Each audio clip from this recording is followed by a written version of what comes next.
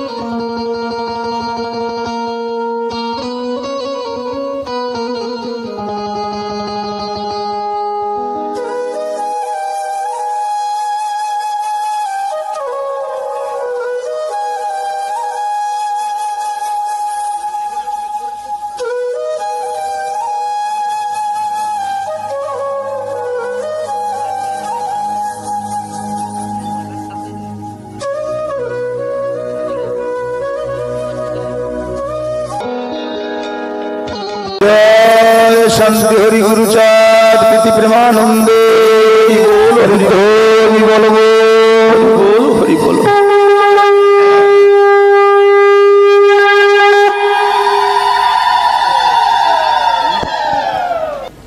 पतितेर भगवान कांगालेर ठाकुर दीनजनेर बंधु पतित पावन दयाल श्रीहरि गुरुचाँदेर अहैतुकी करुणाय उत्कल जननीर स्नेहातले बंग बसुंधराय बंगीय समाज एक वांछनीय धर्मराज्य गड़ेছে। तार मध्य उड़ीसा प्रदेशे मालकानगिरी जिला मध्य बालीमेला अंचले सुंदर सुंदर सारी सारी पर्वतेर माला दिए गुच्छमाला सुसज्जित तारी समीपे এই বালিমেলা অঞ্চলে 109 নম্বর গ্রামে অহৈতুকী অভিন্ন শান্তি হরি কলেবর 2 দিবসীয় মহোৎসব ও লীলামৃত সুধা যজ্ঞের আয়োজন। উক্ত আয়োজনে 109 নম্বরের গ্রামবাসী শ্রদ্ধেয় পূজনীয় বা সর্বপ্রিয় सकलार भालोबासार पात्र श्रीजुक्त रवि राय ओ कल्याणिया मा आशालता देवी रानी राय तानादेर सुयोग्य सुपुत्र अजित राय ओ सुजित राय संजय राय तत्पश्चात सरजित राय बासभवने श्रीमंदिर आंगने बा गृह प्रांगणे सुधा यज्ञेर आयोजन এই রায় পরিবার তারা কর্মব্যস্ততার কারণে দূর দিগন্তে তারা নিজ নিজ কর্মে ব্যস্ত থাকে। এই দিনে, এই উৎসবের দিনে সকল একত্রিত হয়, সকল আত্মীয় স্বজন, সকল আত্মজগণ ও তৎসঙ্গে গ্রামবাসী, ভক্তিমতী মায়েরা, ভক্তিমতী ও ভক্তপ্রাণ বাবারা সকলকে নিয়ে এই অনুষ্ঠানের আয়োজন করে। উক্ত অনুষ্ঠানে যত দূর দিগন্ত থেকে আগত সাধু সজ্জন, সাধুগুরু বৈষ্ণবজন, কল্যাণীয় মাতৃমণ্ডলী, আসরের শিল্পবৃন্দ সকলকে এই তারকস্থলী থেকে ভুলুণ্ঠিত প্রণতি জ্ঞাপন করছি। প্রণাম জানাই সমগ্র বিশ্বের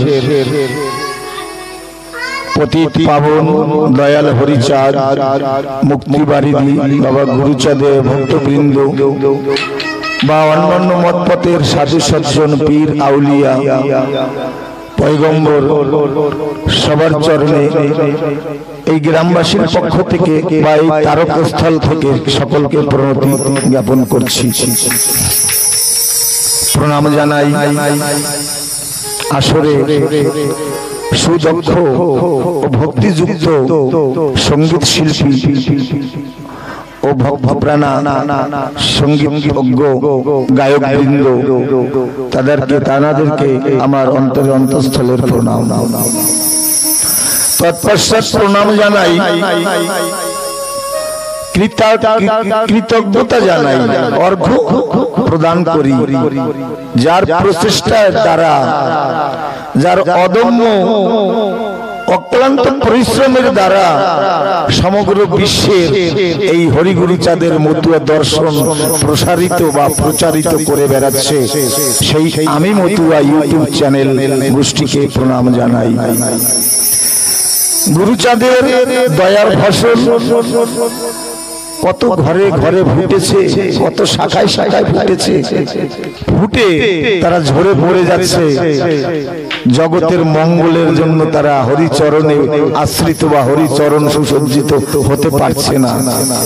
সেই ফুটা ফুলগুলোকে চয়ন করে কোথায় মহোৎসব, কোথায় হরিগুরুচাঁদের দর্শন বর্ণিত হচ্ছে, সেই দৃশ্য তুলে সারা মতুয়ার বাজারে, সারা বিশ্বের বাজারে প্রচার করে বন্টন করছে এই আমি মতুয়া চ্যানেল। সকলে আশীর্বাদ করবেন, যতদিন জগতে থাকে, চন্দ্র সূর্য যতদিন থাকে। যেমন আমার গুরুচাঁদ ঠাকুর গোপাল সাধুকে আশীর্বাদ করেছিলেন, হে লোনার দেশের সোনার মানুষ, আজ তোমার অবদানে লীলামৃত হয়েছে। আমি গুরুচাঁদ দেবাদিদেব মহাদেব বলে যাচ্ছি, যতদিন চন্দ্র সূর্য বায়ু গ্রহ তারা রবি শশী জীবিত থাকবে অকাল বদনে, ততদিন পর্যন্ত গোপাল তোমার নাম স্বর্ণাক্ষরে লেখা। জয় জয় মুক্তিবারিধি গুরুচাঁদ ঠাকুর, সোনার মানুষ গোপাল সাধু প্রীতি প্রেমানন্দে হরিধ্বনি বলো হরিবোল হরিবোল হরিবোল। তেমনি মতন এই আমি মতুয়া চ্যানেলকে সকল মতুয়া সজ্জন বা হরিগুরুচাঁদের প্রেমিক জানারা আশীর্বাদ করবেন। যতদিন চন্দ্র সূর্য থাকে এই স্মৃতি যেন বহন করে, হরিগুরুচাঁদের আদর্শ বহন করে নিয়ে সকল দুয়ারে দুয়ারে প্রচার করতে পারে। দিবসীয় লীলামৃত কথা কিনা, লীলা অমৃত যার আদি অন্ত নাই, তাই এক দিবসে তার কিছু শেষ বা কিঞ্চিত আলোচনাও করা সম্ভব নয়। তবুও ভক্তজনের মনের বাঞ্ছা, কারণ ভক্তের করুণা হলে দয়াল হরিচাঁদের কৃপা হয়।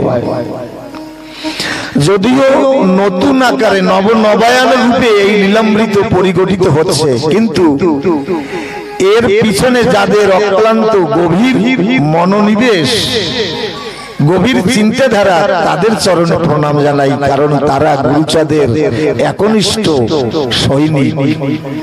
তারা এই দৃশ্যকে তারা এমন ভাবে রূপে এমন কল্পনায় এমন ভাবে সুসজ্জিত করেছে, আজ জগৎ একটা পশ্চিমা সঙ্গীতে ওয়েস্টার্ন সঙ্গীতে কেমন যেন মাতাল হয়ে গেছে।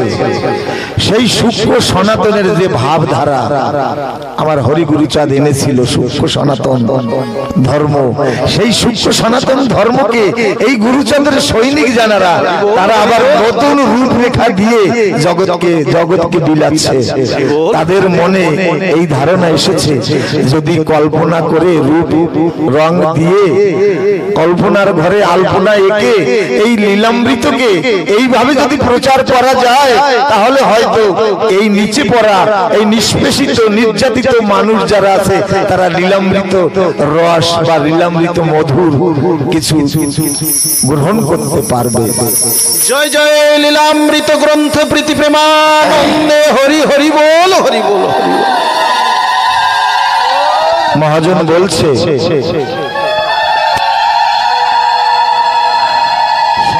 সমুদ্রের জল যদি কলসিতে ভরি, সমুদ্রের বালি যদিও গণিবারে পারি, যদি চেষ্টা করা হয় সমুদ্রের বালি সংখ্যায় গুণে বের করা যায়। যদি বা গুনিতে পারি আকাশেরও তারা, কারণ এখন টেকনোশিয়ান যুগ, আধুনিক যুগ, বৈজ্ঞানিকরা চেষ্টা করলে আকাশের তারা গুনতে পারে। যদি বা গুনিতে পারি আকাশের তারা, যদি বা গুনিতে পারি বরিশারও ধারা, বর্ষার যে বিন্দু বিন্দু ধারা পড়ে মৃত্তিকার উপরে, তাও গুনে বের করা যায়। মরিচের চূর্ণ যদি পরিমাণ করি, মরিচ চূর্ণ করে তার প্রতিটা সংখ্যায় পরিমাপে যদি আনতে পারি, তাও মানুষের দ্বারা সম্ভব। মরিচের চূর্ণ যদি পরিমাণ করি, তথাপিও হরিচাঁদের লীলা কথা বর্ণিত নয়।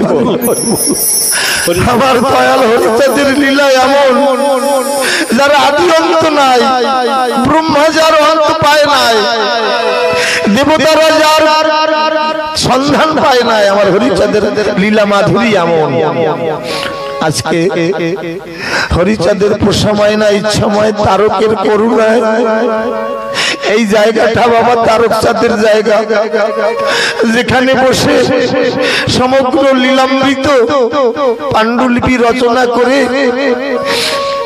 নিচে পড়া জাতিকে দিয়েছিল। সেই লীলামৃত আমার তারকের জায়গা, এই তারকের স্থলী। আমার তারকচাঁদের চরণে আমার ভক্তিপূর্ণ প্রণাম রইল। হে তারকচাঁদ, আমি বড় অজ্ঞান, আমি সাধন ভজন বিহীন, আমার মধ্যে সেই ভক্তি ভাব নাই যে ভক্তিতে ঠাকুর হরিচাঁদকে বাঁধা যায়, যেভাবে গুরুচাঁদকে বাঁধা যায়।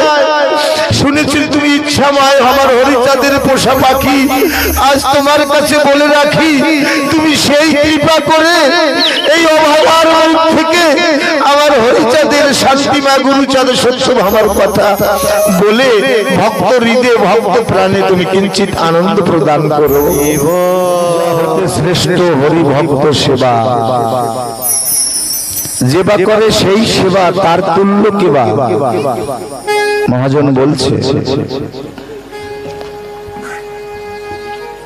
হরি পূজা হতে হরি ভক্ত সেবা হলো মৌলিক প্রধান, যেবা করে সেই সেবা তার তুল্য কিবা।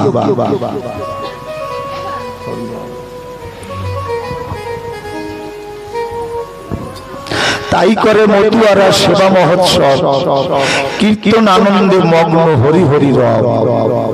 এই মতুয়ারা কেন মহোৎসব করে? এই কারণে। তাই করে মতুয়ারা সেবা মহোৎসব, কীর্তন আনন্দে মগ্ন হরি হরি রব। মতুয়ারা এই মহোৎসব করে ত্রেতায় দাপরে যে প্রচার ছিল, যুগ পরিবর্তন, নিদর্শন পরিবর্তন। এই আমার হরিচাঁদের দর্শনে, গুরুচাঁদের দর্শনে এই যে মহোৎসব, এই হলো দাপরের রাস, যা শ্রীকৃষ্ণ গোপীগণদের নিয়ে করেছিলেন। এই মহারাস মতুয়ার বাজারে প্রতি গৃহে গৃহে হরিভক্ত মিলে এই মহারাস করে। এই মহোৎসব জপিয়া নাম মতুয়া বিবে, বক্র ভাষায় নয়ন নীরে। হরিনাম উদ্দণ্ড কীর্তনের সময় এই হরিনাম করতে করতে যেন বক্র ফেটে যমুনা, গঙ্গা, সরস্বতী বহির্গত হয়। কেন কাঁদে ভক্ত নিজেও জানে না। জপিয়া নাম মতুয়া বিবে, বক্র ভাষায় নয়ন নীরে। একে অপরে জড়িয়ে ধরে, কেন কাঁদে কিসের স্তরে জড়িয়ে ধরে, কিসের স্তরে কাঁদে নিজেও জানে না। ভক্তি তারা দেখে হরি, ধুলায় দেয় গড়াগড়ি। উদ্দণ্ড কীর্তনে আমরা দর্শন করছিলাম, হরি নাম করতে করতে লজ্জা, ঘৃণা, ভয় সকল হারিয়ে ফেলেছিল। লেগে সেই রূপের ছটা আমার খসে পড়লো পঞ্চকাটা।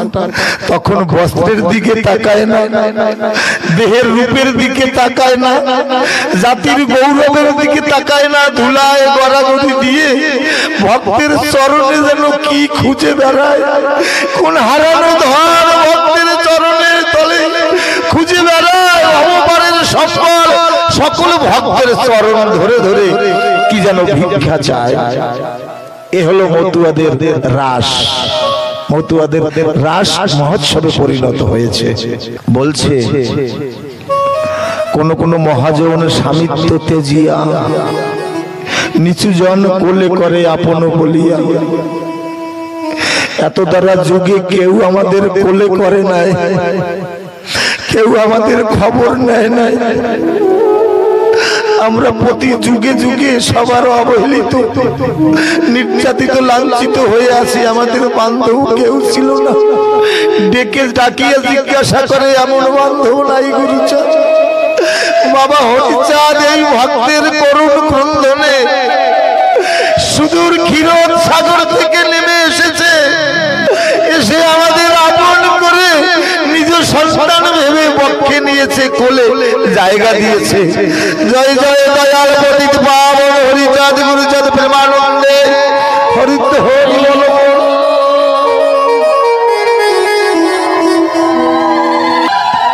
আমরা প্রতি মহোৎসবে গেলে একটা সংকল্প করে বাড়িতে যাব।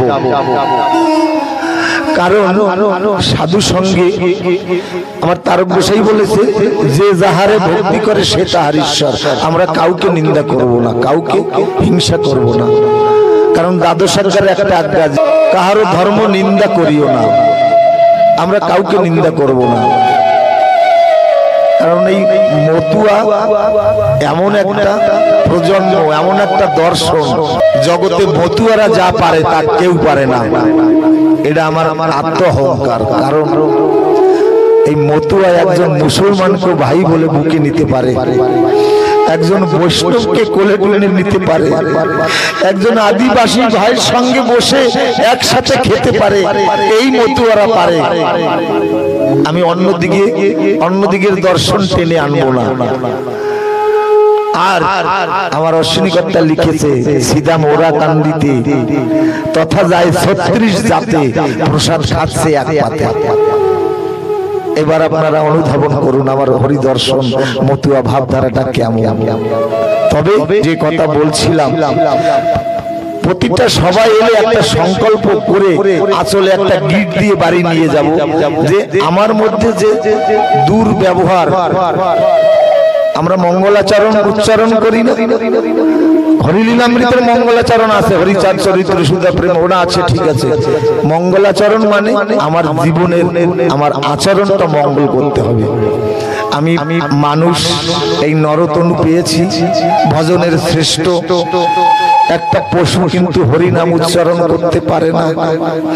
একটা গাছ পথের পাশে দাঁড়িয়ে থাকে, হরি ভক্তরা হরি বলতে বলতে যায়, কিন্তু শ্রবণ করে। গাছের প্রাণ আছে, বৈজ্ঞানিকরা প্রমাণ করিয়েছে, কিন্তু গাছ হরিনাম করতে পারে না।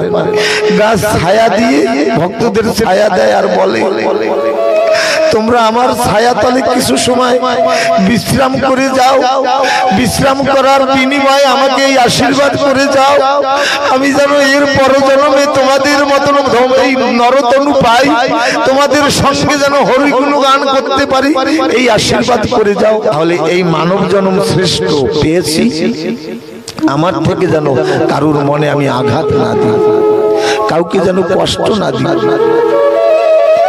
এক একটা সংকল্প করে যেতে হবে। কোন একটা সবাই গেলে কথা বললে একটা সংকল্প করে একটা শব্দ নিয়ে যেতে হবে। এইভাবে এক একটা ফুল দিয়ে যেমন একটা মালা তৈরি হয়, তেমনি ভালো ভালো এক একটা কথারূপী সংকল্প ফুল মনে করে নিয়ে গিয়ে সারা জীবনের ওই সঞ্চয় করা কথা দিয়ে একটা সুন্দর মালা তৈরি করলে আমার জীবনটাও মঙ্গলাচরণে পরিণত হবে। আমার তারক গোসাই তাই বুঝাতে চেয়েছে মঙ্গলাচরণ। যেমন শ্রীকৃষ্ণের হাতে সুদর্শন, ওটা অস্ত্র নয়, এই দৃষ্টিটা ভালো পরিণত করতে হয়। সু মানে ভালো, দর্শন মানে দেখা, ভালো দেখা। তাই দৃষ্টিটা সুদর্শনে পরিণত করতে হবে, যেন ওই দৃষ্টিটা অস্ত্রে পরিণত না হয়। তাহলে আমার দর্শন যদি ভালো হয়, দাপরে বিশ্বরূপ দেখিয়েছিলেন পার্থকে, অর্জুনকে। আমার এই হরিলীলায় আমার অশ্বিনীকর্তা বিশ্বরূপ দেখাচ্ছে কেমনে? অনলে অনলে, ধুলিতে কণায়, গাছে পাতায় লতায়, বৃক্ষের শাখায় অশ্বিনী হরিচাঁদকে দেখিয়েছে। ভক্তদের কলা পাতা কাটতে গিয়ে দেখে হরিচাঁদ কলা পাতার উপরে দাঁড়িয়েছে, বলে পাতা যদি কেটে দিই ঠাকুর নিচে পড়ে যাবে।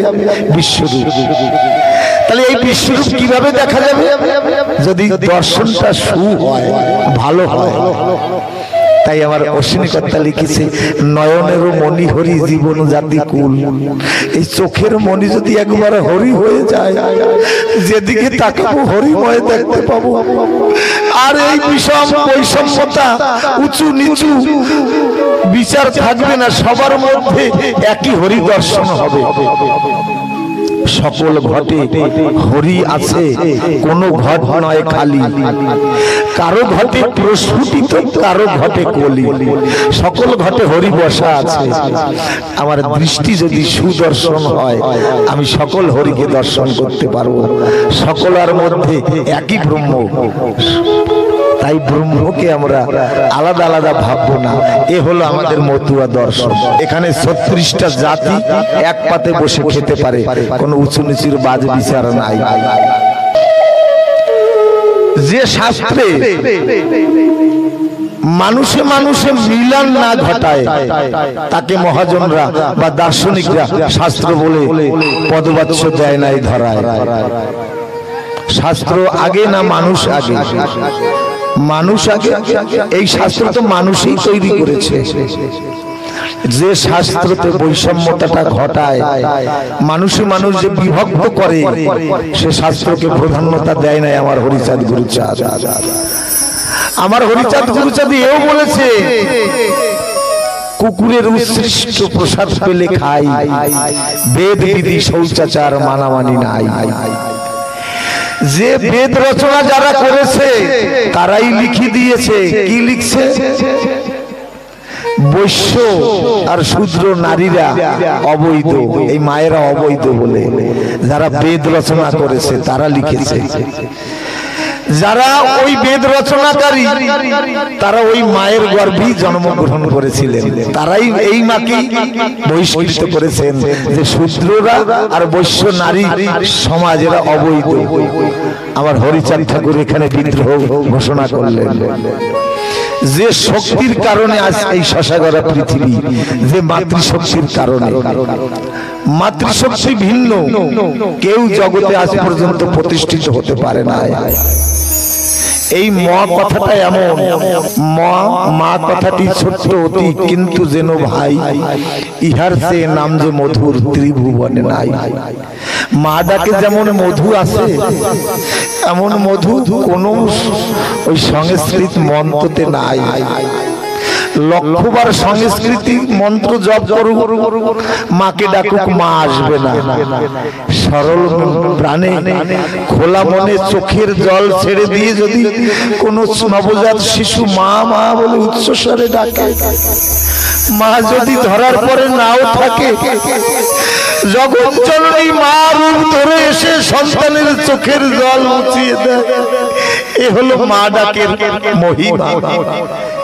এই ম শব্দ থেকে এই মৃত্তিকা, এই মেদিনী তৈরি, ম থেকে এই মাটি তৈরি, ম থেকে মন্দির তৈরি, ম থেকে মসজিদ তৈরি, ম থেকে মোহাম্মদ তৈরি, ম থেকে মহাদেব তৈরি, ম থেকে মরিয়াম তৈরি। তাহলে এই মায়ের এত ভূমিকা কে দর্শন করেছিলেন? আমার হরিচাঁদ ঠাকুর, যে চার যুগের মধ্যে মাতৃশক্তিকে প্রতি যুগে অবহেলিত করে রেখেছে, পদদলিত করে রেখেছে, মাতৃশক্তির অধিকার দেয়নি। আমার হরিচাঁদ এসে প্রথম এই মাতৃজাতিকে মাতৃত্ব দান করেছিলেন, মাতৃশক্তি প্রদান করেছিলেন। তাই সমগ্র জগতের কাছে এই হরিদর্শন প্রণম্য, শ্রদ্ধেয়। আজ না হয় কাল সত্যে প্রতিষ্ঠিত যাহা লেখা থাকে, কাহারও সাধ্য নাই তাহা ঢেকে রাখে। একদিন এমন সুলগ্ন আসবে, আমার এই হরিদর্শন, আমার এই গুরুচাঁদের আদর্শ সমগ্র বিশ্বের মানুষ আপন করে গ্রহণ করে নেবে। এ সমগ্র মহাজন বলছে, সমগ্র সাহিত্যকার, সমগ্র দার্শনিক আজকের দিনে ভবিষ্যৎবাণী করছেন, বলছেন সত্যে প্রতিষ্ঠিত যাহা লেখা থাকে, সত্যে যাহা লেখা আছে কারো সাধ্য নাই ঢেকে রাখবে। আমরা জেনে থাকবো, যারা শিক্ষিত সমাজ আছি আমরা, আছেন, আজ থেকে বহু আগে খুব সম্ভব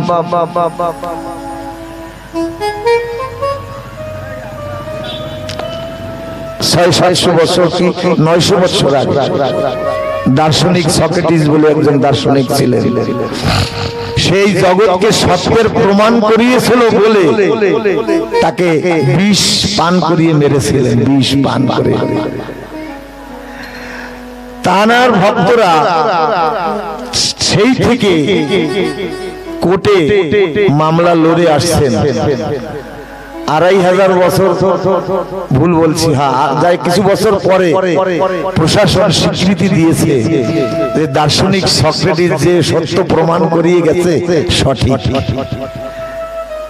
তাই জগতের যত ভবিষ্যৎ বক্তা তারা বলছেন সত্যে প্রতিষ্ঠিত যাহা লেখা থাকে সাধ্য কাহারও নাই তাহা ঢেকে রাখে। একদিন এই মতুয়া দর্শন সমগ্র জগৎবাসীর প্রণম্য হবে, ভক্তির দর্শন হবে, প্রেমের দর্শন হবে। ঠাকুর বলছে সূক্ষ্ম সনাতন, আমি মুসলমান ধর্ম পালন করব, বৈষ্ণব ধর্ম পালন করব, মুসলমান ধর্ম পালন করব, মা কালীকে ভক্তি করব, গণপতির উপাসক হব, সদা সত্য কথা কহিবে, দরকারি দরকার। সত্য ভিন্ন এই কোনটা সাধন ভজন করা যাবে না। আমার হরিচাঁদ ঠাকুরের দাদু সরকার প্রথম আজ্ঞা হলো সদা সত্য কথা কহিবে। আমি দুর্গা পূজায় গিয়ে আমরা মাটির মূর্তি মাকে দর্শন করি, দেখি প্রকৃত দর্শন তাকে বলে। ওই দশমী পূজায় কি অষ্টমী নবমীতে শারদীয় উৎসবে গিয়ে মা দুর্গার মুখমণ্ডল দর্শন করার পরে একটি বছর এই দৃষ্টি দিয়ে কোন মায়ের প্রতি কামনার দৃষ্টিতে যেন না দেখি, তাহলে আমার ওই মা দুর্গা দেখা বৃথা হয়ে গেল, আমার মায়ের মুখ দর্শন করা বৃথা হয়ে গেল। আর সেখানে আমার ঠাকুর আজ্ঞা দিয়েছেন নারী জাতিকে মাতৃতুল্য জ্ঞানে দর্শন করবে। মাতৃ জাতিকে নারী জাতিকে মাতৃ রূপে দর্শন করবে, কিন্তু আমরা কি করি? মা দুর্গার রূপ দর্শন করি, তার পরক্ষণে এই চোখ দিয়ে মায়েদের প্রতি অশ্লীল দৃষ্টি দিয়ে তাকে দর্শন করি। মা কি দেখা হলো? আমার হরিচাঁদ ঠাকুর বলছে, তাই কোন মতবাদ, কোন সাধন ভজন করতে হলে এই দর্শন মানতেই হবে। তার সে যে জাতের হোক, যে গোত্রের হোক, যে মত মতের হোক। তাই সূক্ষ্ম সনাতন ধর্ম এনেছিলেন ঠাকুর। দর্শনের দিকে বেশি যাব না। নিচুজন বলে ভেবে রইলি ব্যাকুল, কাদা জল বিনে কোথা ফোটে পদ্ম ফুল। হে জগৎবাসী, আজকে এই শূদ্র জাতিকে, চন্ডাল জাতিকে তোমরা নিচু করে রেখেছিলে, তোমরা কি ভুলে গেছো? কাদা জল বিনে পদ্ম ফুল প্রস্ফুটিত হয় না। আজকে এমন একদিন আসবে, এমন এক যুগ আসবে, এই নিচু জনই পদ্ম ফুল রূপে প্রস্ফুটিত হবে। নিচু জল বলে ভেবে হইলি বেকুল। নিচু জল ভেবে আমাদের কত মানুষে হেয় জ্ঞান করে, ও শূদ্র, ও চন্ডাল। কিন্তু এ জানে না কাদা জল বিনে কোথা ফুটে পদ্ম ফুল। এই মতুয়ার বাজারে শুধু মতুয়া নয়, প্রকৃত প্রতিষ্ঠিত মানুষ হইতে হলে মানবতাকে অর্জন করতে হবে আগে। আর সেই মানবতা আমার হরি দর্শন লীলামৃত যদি পঠন শ্রবণ কীর্তন শোনা যায় একাধিক ভাবে, নিত্য নবায়ন অর্থ খুঁজে পাওয়া যাবে এই লীলামৃতের মধ্যে। এক দেশে দুটো ভাই ছিল, তার প্রারব্ধের কারণে মা বাবাকে হারিয়ে ফেলে। ছোট্ট ভাইটা 5-6 বছরের, বড় ভাইটা 15-16 বছরের। বড় ভাইটা ছোট্ট ভাইকে ডেকে বলছে, ভাই রে, অদিনে না জানি কোন দুষ্কর্মের কারণে মা বাবা আমাদের ফেলে চলে গেছে, তবে আমার কথা নেই, গরিবী রেখার নিচে বসবাস করি আমরা। আমি যদি একটু পরিশ্রম না করি, কিছু উপার্জন না করি, তাহলে এই সংসার চালানো সম্ভব হবে না। তবে আবার কথা নেই, আমি কোথাও দূরদেশে গিয়ে একটু পরিশ্রম করি, তার বিনিময়ে আমি তোকে কিছু অর্থ পাঠাবো, তুই বাড়িতে থেকে কিছু ভালো কর্ম করিস। এই বলে বড় ভাইটা দূর দেশে কর্মের জন্য ছুটে যায়। দিন যায়, ক্ষণ যায়, মাসের শেষে সারা বছরের যে পরিশ্রমের ফল তা পাঠায় ভাইয়ের জন্য। ছোট ভাইটা মনে মনে ভাবে, দাদা বলে গেছে ভালো কর্ম করতে। আমি তো ছোট্ট মানুষ, আমি তো বুঝি না ভালো কর্ম কাকে বলে, সৎকর্ম কাকে বলে। এই ভেবে ভেবে গ্রামে খুঁজে খুঁজে একজন সাধু মানুষ পায়, নিষ্কিঞ্চন ভক্ত পায়। গিয়ে বলে, বাবা, আমার দাদা বলে গেছে আমার পরিশ্রমের অর্থ আমি পাঠাবো, তাই দিয়ে তুই কিছু ভালো কর্ম করিস, সৎকর্ম করিস। আমি তো বুঝি না, আপনি আমাকে একটা বুদ্ধি প্রদান করুন, আমি একটু সৎকর্ম করব। সাধু বাবা কি বলবে? যারা গাঁজা সেবন করে, কোন নতুন জায়গায় গেলে ওদের কিন্তু নাম ঠিকানা লাগে না, ওরা খুঁজে নেয় কে কে গাঁজা সেবা করে, পান করে। যারা মদ্যপান করে তারা নতুন জায়গায় গেলে তাদেরও বলে দেওয়া লাগে না যে অমুকে মদ খায়, ওরা খুঁজে নেয়। একজন সাধু যদি কোথাও যায়, ও কিন্তু খোঁজে কোথায় সাধু সঙ্গ হয়। এমনি সাধুর ধর্ম, সাধুর গুণ কি যায় রে বলা, সাধুর শুদ্ধ চিত্ত অন্তর খোলা। ওই ছোট্ট ছেলেটা গিয়ে সাধু বাবার কাছে বলছে, বাবা তুমি বলো তো সৎকর্ম কেমনে করা যায়? সাধু বলছে, সৎকর্ম করবি? এত ছোট্টবেলায় তোর মনে এমন উদাসী ভাব, কত মানুষ সমগ্র জীবন চলে যায় কিন্তু সৎ ভাবনা, সৎকর্ম করার ইচ্ছা জাগে না মনে। তোর এত ছোট্টবেলায় সৎকর্ম করার জায়গার ইচ্ছা জাগছে। আমি তোকে একটা বিধান দেবো, একটা উপায় বলবো, তুই করতে পারবি? বলে বলুন।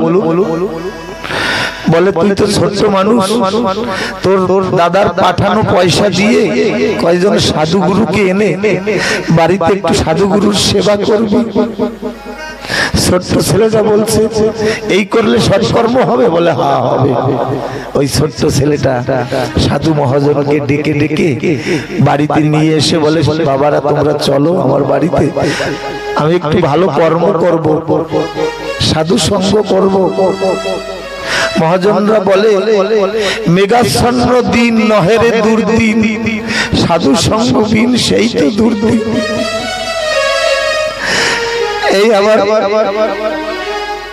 প্রাণের গোপাল পুত্র বোধহয় 1-1.5 মাস আগে থেকে এই উৎসবের নিমন্ত্রণ শিরে রেখে দিয়েছে। সেই দিন থেকে দিন গুনি রাত গুনি, কখন সেই দিন আসবে, কখন সেই দিন আসবে সাধু সঙ্গ পাবো।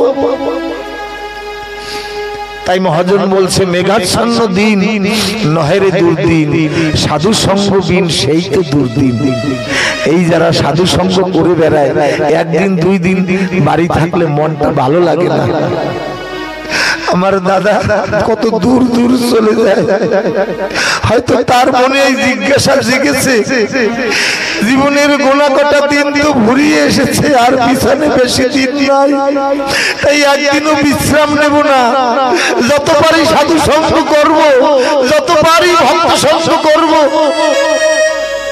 তাই ওই ছেলেটার মনে সাধ জেগেছে সাধু সঙ্গ করার। এখন সাধুদের ডেকে সকলের যৎকিঞ্চিৎ সেবা দিচ্ছে, সাধুরা ওকে প্রাণ ভরে আশীর্বাদ দিচ্ছে, তোর মনের বাসনা পূর্ণ হোক। অতি ভোরে ভোরে তুই রওনা দিয়েছিস, আমার অশ্বিনীকর্তা লিখেছে না, মন্ত্রী এই সকালে ধরো পারি সাধু মহাজন ভোর ধরি, তবে অনায়াসে উঠবে পারি জলের বাড়ি না, পাবি রে আনন্দ বাজার। তাই ওই ছোট্ট ছেলেটা সকাল সকাল পারি ধরেছে। এইভাবে প্রতি মাসে সৎকর্ম ওই সাধু সেবা করতে করতে 12টি বৎসর কেটে যায়। এমত অবস্থায় বড় ভাইটা দূর দেশ থেকে মনে করে ছোট্ট ভাইটাকে ছোট্ট রেখে এসেছি, মাতৃহারা পিতৃহারা, ওর জগতে আমি ছাড়া কেহ নাই, একবার যাই ওকে দেখে আসি, আর আমার এই পরিশ্রমের পয়সা দিয়ে অর্থ দিয়ে কি ও ভালো কর্ম করছে একবার দেখে আসে। এই বলে বড় ভাই দেশে ফিরে এসেছে। এসে দেখে যেভাবে রেখে গেছে বাড়ির ঘরের কোনো উত্থান নেই, কোনো পরিবর্তন নাই, ঘরখানা ভেঙে গেছে, বাড়ির সীমানায় ঘেরা নাই। ডেকে বলছে ভাই রে আমি এসেছি। বের হয়ে দেখে ওই ভাইটার শরীরে ভালো বস্ত্র নাই। আমার অশ্বিনী গোসাই যেমন দিনদৈন দশায় থাকতে তেমনি ছিন্ন বস্ত্র পরা। অমনি দাদা প্রধান্বিত হয়ে বলছে এত টাকা তোকে পাঠালাম, তুই একটা ভালো বস্ত্র পরিধান করতে পারিস? ছোট্ট ভাইরা চোখের জল ছেড়ে দিয়ে বলছে দাদা তুমি তো বলেছিলে সৎকর্ম করতে, ভালো কর্ম করতে, আমি সেই সৎকর্মে সকল তোমার অর্জন করা অর্থ সকল বিলিয়ে দিয়েছি, সেই সৎকর্মে লাগিয়ে দিয়েছি। তবে যারা এই ভাব না জানে, এই যারা এই গৃহকর্তা মহোৎসব করেছে না, এই দিনটার জন্য প্রতিদিন বিন্দু বিন্দু আশা সঞ্চয় করে জমা করবে, কবে সেই দিন আসবে, কবে সেই দিন আসবে। সেই দিন এলে মায়েরা মনে মনে ভাবে সুন্দর নতুন শাড়িতে সুসজ্জিত হয়ে ঘটে যেমন প্রেম গঙ্গা জল ভরে, তেমনি দেহ ঘটে প্রেম গঙ্গা ভরে দল বরণ করবো চোখের জল দিয়ে, আমার তারক চাঁদের নিশান নিয়ে হরি ভক্তরা আসবে, তাদের আদর আপ্যায়ন করে বাড়িতে বরণ করে আনবো। এমনি বিন্দু বিন্দু সঞ্চয় করে প্রতি বৎসর এই দিনটার আশায়। এমনি যারা এই ভাব না করে তারা সঠিকভাবে এই ভাবের মাহাত্ম্য গভীরত্ব খুঁজে পাবে না, যে কি স্বাদ এইতে। ওর বড় ভাই এটা তো এই ভাব তো জানে না, এর স্বাদ তো বুঝে না। তাই ছোট ভাইকে ক্রোধান্বিত হয়ে বলছে, কি করেছিস আমার কামানো ধন থেকে? একটা তো ভালো কর্ম করিস। ক্রোধান্বিত হয়ে বলছে, যখন আমার কামানো ধন তুই বৃথা নষ্ট করেছিস, তবে আমার কথা নেই, আমি তোকে প্রাণে হত্যা করে আবার আমি বিদেশে চলে যাব। তবে তুই মুক্তি পেতে পারিস যদি আমার কামানো ধন তুই আমাকে ফেরত দিতে পারিস। আমি দরকার নাই, তুই কি ভালো কর্ম করেছিস কিছু তোর দর্শনে আসছে না, কি ভালো কর্ম করেছিস আমার কথা নেই। যে পয়সা আমি কর্ম করে পাঠিয়েছি রক্ত জল করে, সেই পয়সা আমাকে ফিরিয়ে দে। আর যদি না দিতে পারিস তোকে প্রাণে মেরে আমি আবার কর্মে চলে যাব সুদূর দেশে। ছোট্ট ভাইটা মনে মনে ভাবছে, ঠাকুরকে ডাকছে, হে ঠাকুর এখন আমি কি করি? আমাকে সাধু মহাজন উপায় বলে দিয়েছিল ভালো কর্ম করার, আমি তো তাই শুনে কর্ম করেছি, তাহলে কি আমি সৎকর্ম করি নাই? এইভাবে চোখের জলে ভেসে যাচ্ছে। দাদা ডেকে বলছে, কাল সকালের মধ্যে যদি আমাকে পয়সা ফিরিয়ে না দিতে পারিস তাহলে কিন্তু আমি আত্মঘাতী, তোকে প্রাণে হত্যা করে আমি চলে যাব। তখন নিরুপায় ওই ছোট্ট ছেলেটা মনে মনে ভাবে, কোথায় যাই, কার কাছে যাই, এমন বান্ধব কে আছে আমাকে উপায় বলে দেবে? তখন ওই সাধু বাবার কথা মনে পড়েছে। গিয়ে বলছে, সাধু বাবা আমি যে পুণ্য কর্ম, আমি যে ভালো কর্ম করেছিলাম তোমার নির্দেশে, এখন দেখি সেই ভালো কর্ম আমার প্রাণ নিতে চায়, এখন আমি কি করি, উপায়? সাধু বাবা বলছে, বলে না সাধু দর্শনে যায় মনের ময়লা, পর্শনে হয় প্রেম বরিশন। ওরে সাধু সঙ্গেতে প্রাণ জুড়ায় রে ভাই, শীতল করে তাপিত অঙ্গ, ক্ষণেক মাত্র নিলে সঙ্গ। কাহারো জীবনে যদি ক্ষণেক মাত্র সাধু সঙ্গ ঘটে, তার এই লোহা সমদেহ সোনায় পরিণত হয়। তাই ছোট্ট ছেলেটা সাধু বাবার কাছে গিয়ে বলছে, এখন আমি কি করি, উপায়? সাধু বাবা বলছে, তুই চিন্তা করিস না, তোর ধন বিফলে যায় না, তোর ধন বিফলে যায় না, তুই সিধা ওরাকান্দিতে চলে যাবি। ওরাকান্দিতে একজন মানুষ আছে, সে মানুষের পুণ্য ফল কেনে। তুই এই সাধু সঙ্গ করে, সৎসঙ্গ করে, ভালো কাজ করে যে পুণ্য অর্জন করেছিস, সেই পুণ্য ফল তার কাছে বিক্রি করে দিলে তার বিনিময়ে যে পয়সা দেবে সেই অর্থ তোর দাদাকে দিয়ে তোর দাদাকে বিদায় করিস। ছোট্ট ছেলেটা বলছে, পুণ্য ফল জগতে কেনে মানুষ? বলে হ্যাঁ, একজন মানুষ এসেছে ওরাকান্দিতে, যে ভক্তের পুণ্য ফল কিনে তার মনের বাসনা পূর্ণ করে। ভক্তরা কাঁদিতে কাঁদিতে ওরাকান্দিতে যায়, গুরুচাঁদের কৃপা পেয়ে হাসতে হাসতে তারা বাড়ি চলে আসে। আজ কত মায়েরা ঠাকুরের কাছে ক্রন্দন করেছে, আঁচল পেতে কত না কিছু চেয়েছে, ঠাকুর তাদের কৃপা করবে। ওই ছেলেটা মনে মনে ভাবছে, তাহলে যাই ওরাকান্দিতে। মনে ভাবে, ওরাকান্দিতে কোনোদিন যাইনি, কি এমন বান্ধব আছে আমাকে হাত ধরে ওরাকান্দি নিয়ে যাবে? এমনি ভাবে ভাবতে ভাবতে ওরাকান্দি ভাবতে ভাবতে চলছে। দাদা মনে মনে ভাবছে, আমি ওর পিছনে পিছনে যাই, দেখি কোন ভগবান আছে, কোন রাজা আছে, ওকে পুণ্য ফলের বিনিময়ে অর্থ দান করে। ওরাকান্দিতে গিয়েছে, গুরুচাঁদ ঠাকুর গদিঘরে বসে আছে। গুরুচাঁদ ঠাকুর চোখের জলে ভাসছে, বলে ভক্ত আসছে, আজকে আমি ভক্তের কাছে বিক্রি হব। ভগবান যদি জগতে কেউ কিনতে পারে, তা শুধু ভক্তরাই পারে কিনতে। তাই গুরুচাঁদ চোখের জলে ভাসছে, আজকে আমি ভক্তের কাছে বিক্রি হব। ওই ছোট্ট ছেলেটা আসছে, পিছনে পিছনে ওর দাদাও আসছে। এসে গুরুচাঁদকে দেখে বলছে, আমি তো কোনোদিন ওরাকান্দি আসিনি। গুরুচাঁদ ঠাকুর বলছে, আমার কাছে আয়। ছেলেটাকে নিয়ে বুকে জড়িয়ে ধরেছে। যখনই স্পর্শ মাত্র পেল, ওর মনের মধ্যে যেন একটা প্রেমের গঙ্গা উজান চলছে। কে তুমি? বল হরি বল, হরি বল। কে তুমি? আমাকে এমন স্পর্শ দানে সুখী করলে।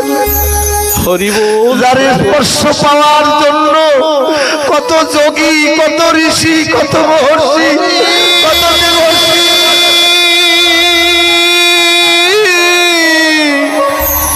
হরি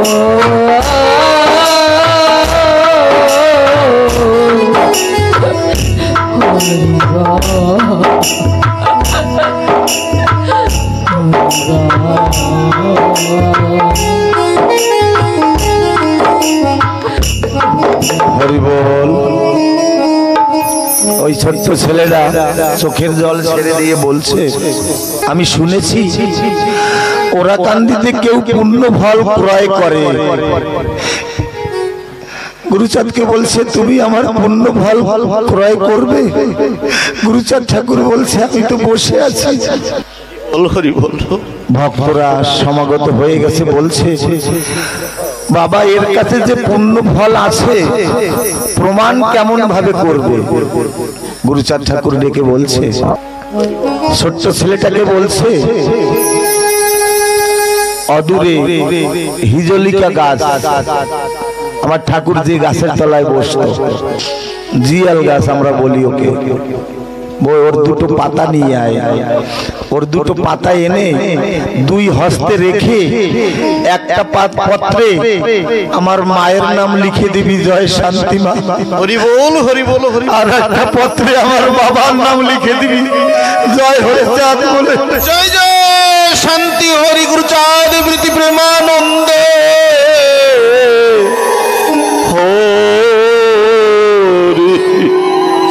হরি বল।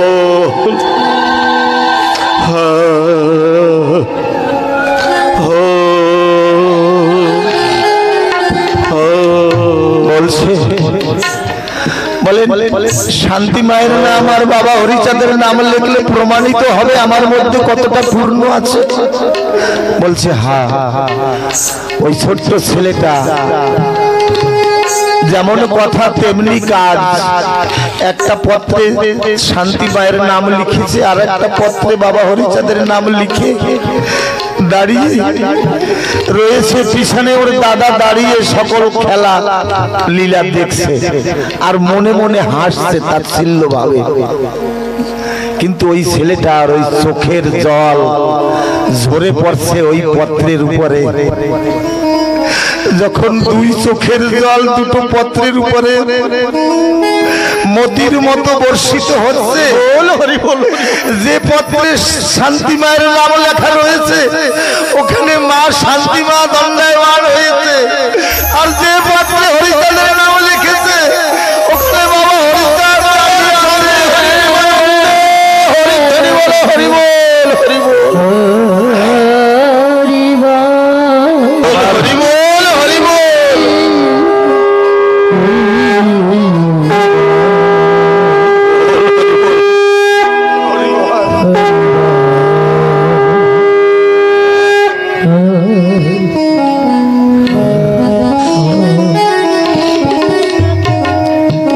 আমার বাবা গুরুচাঁদ ডেকে বলছে, জগতে কত কত মহান ভক্ত এসেছে, এমনি ভাবে তোর মতো চোখের জলে আমার মা বাবাকে কেউ প্রতিষ্ঠিত করতে পারে না, অর্জন করতে পারে না। ওরে তোর কাছে যে যত পূর্ণ ফল আছে তা পুরাই করার মতন ধন আমার কাছে নাই। তবে দে, তোর পূর্ণ ফল আমাকে দে, বিনিময় তোর যত, তোর কি দরকার, দেবত্ব, রাজত্ব, ইন্দ্রত্ব, তুই আজকে যা যাবি। আমি একদিন অশ্বরীকেও দান করেছিলাম, আজকে তোকে প্রদান করছি নে। পিছন থেকে দাদা ডাক দিয়ে বলছে, ভাই আমার অর্থের প্রয়োজন নাই, তুই শান্তি হরিকে দিস নে, শান্তি হরিকে নিয়ে আয়। আমার শান্তি হরিকে নিয়ে জলমের মতন ঘরে চলে যাই, আমার আর অর্থের প্রয়োজন নাই।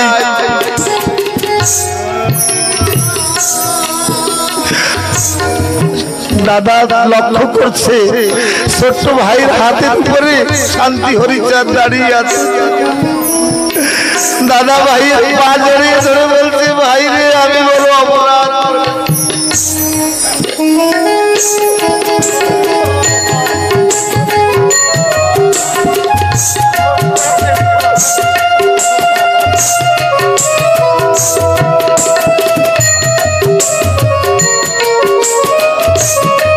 হরিবোল হরিবোল। ওই বড় দাদা ছোট ভাইয়ের পা জড়িয়ে ধরে বলছে, ভাই আমি আজকে বিনা সাধনায় বিনা ভক্তিতে আমার প্রেম শূন্য জীর্ণ দেহ, তোর ভক্তির জন্য আমি শান্তি হরির দর্শন পেয়েছি। আমার কথা নেই, যতদিন জগতে বেঁচে থাকবি আজকে থেকে তোর সকল কর্মের ভার আমি বহন করব। তুই সদা সর্বদা এই যুগল মূর্তি শান্তি হরিকে পূজা করবি। আজকে থেকে তোর ভাই তোর চাকর হয়ে তোর সকল কর্মের ভার